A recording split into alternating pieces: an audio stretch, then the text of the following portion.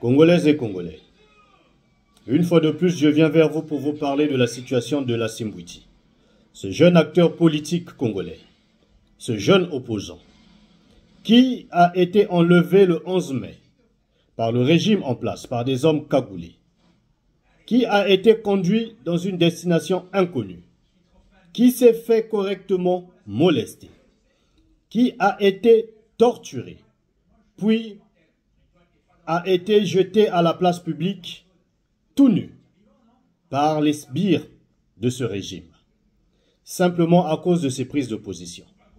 Simplement parce que M. Lassi ne voit pas les choses comme le régime en place les voit. Simplement parce que Lassine Bouiti a eu à dénoncer ce qui se fait dans notre pays. Mais qui ne sait pas que dans notre pays, les autorités détournent des fonds? Qui ne le sait pas? Qui ne sait pas que dans notre pays, les autorités de la place gèrent mal la chose publique? Qui ne sait pas que dans notre pays, le système éducatif a été détruit? Les enfants sont assis à même le sol. Qui ne le sait pas? Qui ne sait pas que nous n'avons pas d'hôpitaux dans notre pays? Que les femmes hospitalisées, que les femmes qui vont parfois pour mettre au monde sont allongées sur des cartons? Qui ne le sait pas? Qui ne sait pas qu'au Congo, ici, nous avons du mal à nous nourrir? Qui ne sait pas que nous vivons dans une insécurité totale ici au Congo? Qui ne sait pas que les membres de la famille présidentielle, l'entourage de la famille présidentielle, le petit groupe qui entoure le président de la République détourne les fonds? Qui ne le sait pas? Qui ne sait pas que 14 000 milliards de francs de génération future avaient été détournés et que jusqu'à aujourd'hui, on est dans l'incapacité de nous dire la destination de ces fonds? Qui ne le sait pas? Qui ne sait pas que le fils du président de la République est allé célébrer un mariage à Dubaï à coups de milliards, de beaucoup de milliards? Qui ne le sait pas? Qui ne sait pas que le vol a été institutionnalisé dans notre pays? Qui ne le sait pas?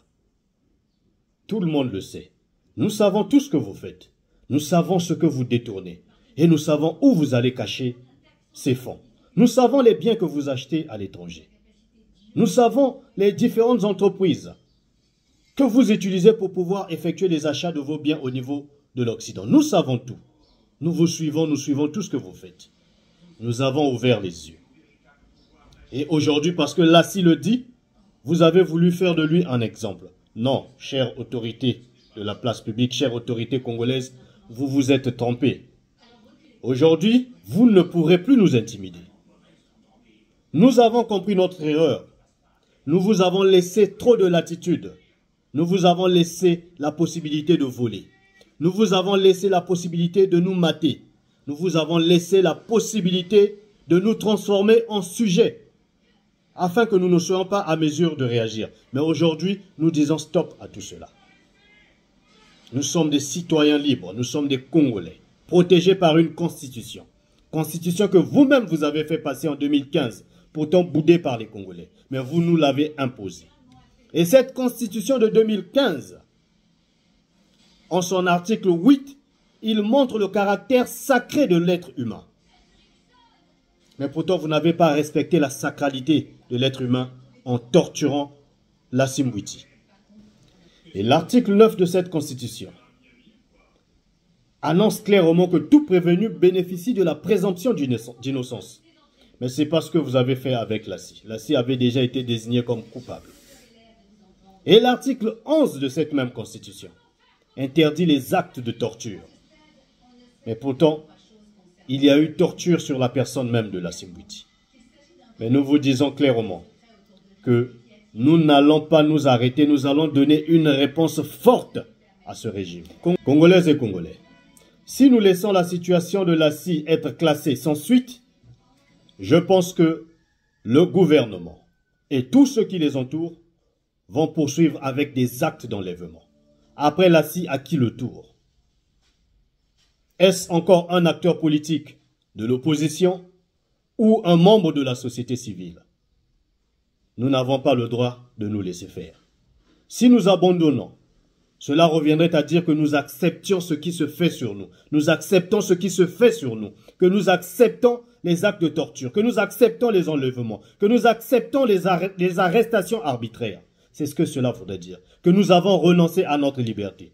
Que nous avons renoncé à cet espoir de connaître une vie meilleure. Si nous abandonnons, cela reviendrait à dire que nous sommes entièrement d'accord avec ce qui se passe dans notre pays. Face à ces actes de torture sur un citoyen congolais, le pape ne peut pas laisser cette situation passer sans qu'il n'y ait des répercussions. Il y a eu des auteurs, il y a eu un ordonnateur et il y a eu des exécutants.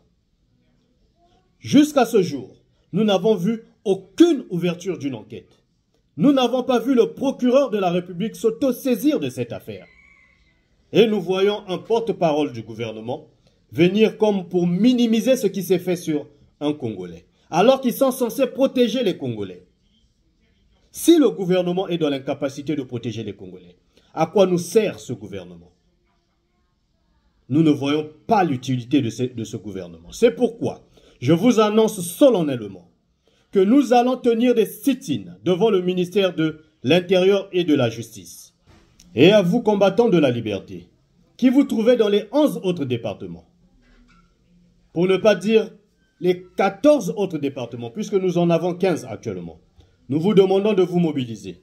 Je vous demande de vous mobiliser et d'investir les préfectures. Le jour vous sera communiqué. Nous ne pouvons pas laisser passer cette affaire. Nous ne pouvons pas continuer à regarder un gouvernement qui minimise les Congolais, qui méprise les Congolais, qui ne se soucie pas des Congolais, qui ne protège pas les Congolais. Nous ne pouvons pas continuer à l'accepter. Nous demandons une mobilisation générale. Soyez prêts, soyez debout, afin que lorsque le jour sera communiqué, que vous puissiez investir les préfectures. Et nous, ici à Brazzaville, nous serons devant le ministère de la Justice et de l'Intérieur, avec des mémorandums pour demander que justice soit faite. Nous ne sommes plus prêts à nous laisser faire. Congolaises et Congolais, debout, debout et debout, ne nous laissons plus faire. Car nous nous sommes trop longtemps laissés faire. Nous avons trop longtemps été martyrisés. Et il est temps que cela s'arrête.